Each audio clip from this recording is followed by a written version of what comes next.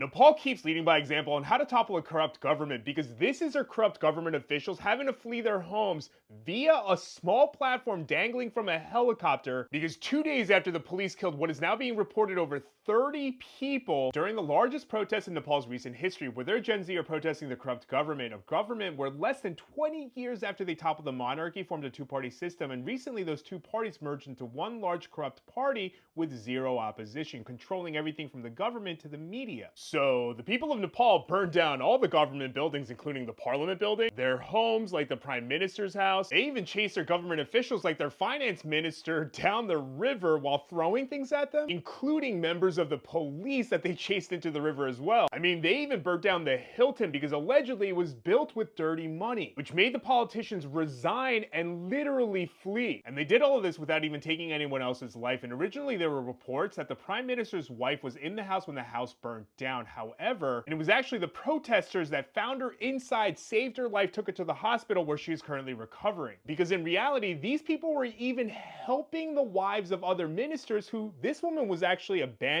by her husband, by the way, because he was too busy running away.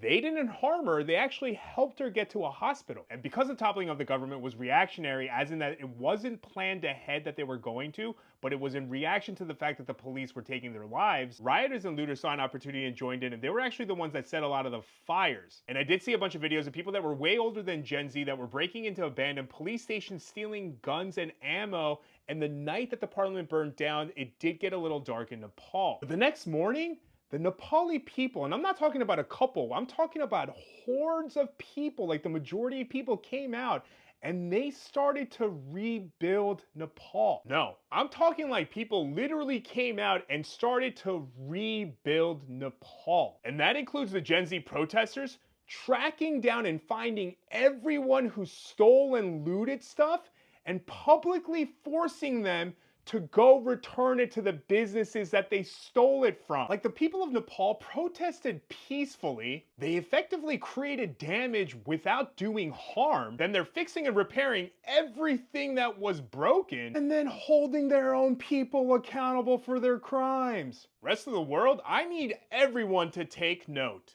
Thank you and stay safe.